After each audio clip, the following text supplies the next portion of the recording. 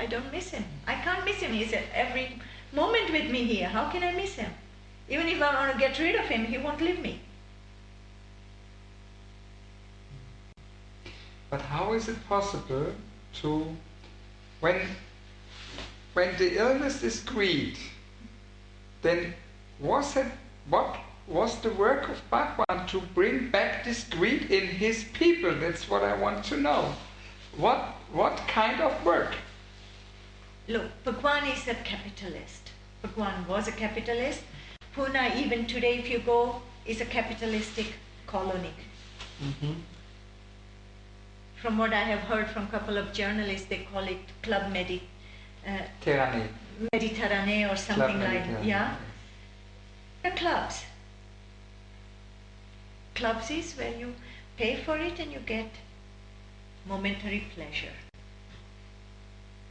Then you go home again, you drown in your misery again, you come back, you pay 2 weeks of pleasure and then you go back again.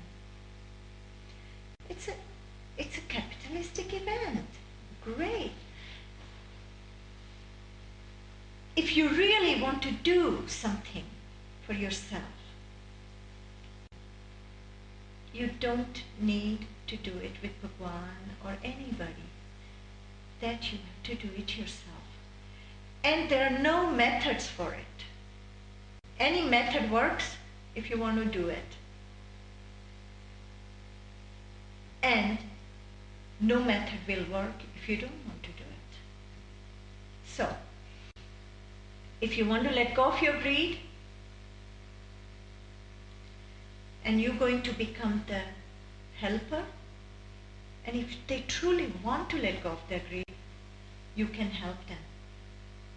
But if they don't want to, no matter how much you bash them, it won't help. It won't go. Work begins from where the person is at. It's a sad event. But the most sannyasins, as I know it, are the most greedy person about spiritual goals. And Bhagwan Shree Rajneesha also has given them this goal, so they're more greedy than before they start the journey. So how is it possible that they can give up the greed now? Greed to enlightenment, greed to peace, greed to love, greed to... Greedy. Mm-hmm. Did you ever think of that? Bhagwan was a very, very calculated mind. He knew exactly how much each car cost. He knew exactly how much each watches cost. And when he would give them as a gift, he would specifically make a point of telling these people how expensive watch he was gifting them. And if that person happened to leave the commune, he used to tell us to take the gift back. He was an Indian giver. He wouldn't waste his expensive watches on somebody who was going to leave. And that pleasure he didn't have with me. I sent my watch even before he asked for it. And he tried to update my watch many times before. And I said, no, thank you, I don't want it. I'm happy with the first watch you gave me. Or the second watch it was. I didn't want any fancier watch, more studded with diamond. It was perfectly fine. Little diamonds were plenty for me. But how many sannyasins can do that? It was, I mean, truly, look at it. I remember sitting many times where Bhagwan was making offers of the gift of his watches or his pens. And sometimes I used to wonder, why does he say how much it costs? And I used to wonder for 2 reasons. One is, publicly I used to say Bhagwan doesn't know anything about it, and he's quoting the exact bloody price of the watch. So he's sabotaging what I'm saying publicly, which I'm supposed to say to protect him, which is his order, and now he's going around and announcing it, how much the bloody watch costs. Then I sit like this and I go like that in front of him. What else can I do? Really? I mean, I said, this man will give me nothing but headaches. And I used to tell him too. I used to tell him, Bhagwan, you're the biggest headache I have. I don't normally get headache that I have to take aspirins for, but you are the biggest headache. Which was true. When you talk about Bhagwan, I feel so normally, so just normal life, not a high spiritual man, not a great man who has a great understanding of everything. And that's what I experience when I talk with sannyasins and other people. Also, they are involved in this new age game or play or ego game or greedy game or whatever I call it. That they have a picture or image of Bhagwan as a great master, as a great teacher, as a great spiritual leader, and they can make connection with them on an astral plane or whatever they call them. They can't bloody make the connection on a physical level, and they want to make connection with the astral plane. That's all bullshit. Yes, that's right. What I want, really? What I want to say is that they have a self-image of Bhagwan Shree Rajneesh in their minds, but there is only their mind. They cannot see what Bhagwan Shree Rajneesh really was, and they has fallen in love with the picture of themselves.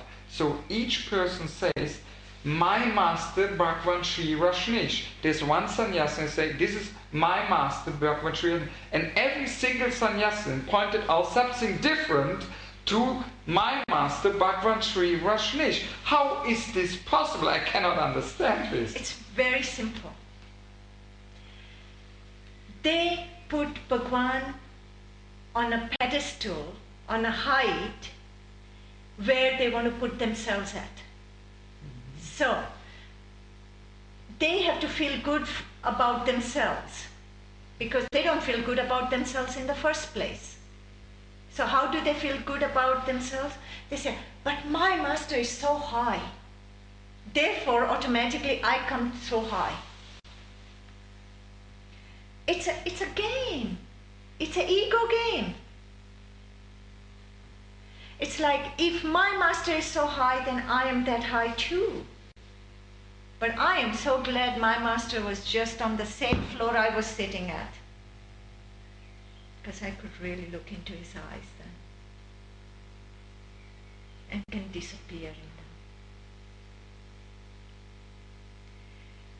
People have to, that's why I say, they have to know why they go to a master. They go to a master to justify their own ego, then they're going to put Bhagwan Shree so high. And then when they will hear somebody like Sheela or Vivek who know Bhagwan a bit better and say Bhagwan loves blowjobs, they're going to die of heart failure. What? Bhagwan has sex? Ah, how horrible. Why shouldn't he have sex? He's a wonderful, good-looking, healthy man. He should have sex. Why not? But, see, when you put him so high, then he can't have sex. He's too high. Sorry. No, really, he has to come down a bit. You understand what I'm saying, or not? It's a practical problem. If he's so high, you can't have sex from there. You have to bring chairs and pile them up, and then you have to climb up, and then the accident happens, chairs fall down, and both fall down. It's no good. I live on a daily basis. If there are no Rajneeshis left because everybody has become Osho, too bad, I'm still a Rajneeshi. So he still has one Rajneeshi left. And that's me. I feel your love for him in this moment. It's true. I have immense love for this man. I always did. And I'm sure it will be always there. I'm certain. The roots are very deep. And they cannot be destroyed so easily, you know. Few fantasy lies cannot destroy them. So you have learned not to listen to the words, just to feel in your heart and know the answer inside yourself.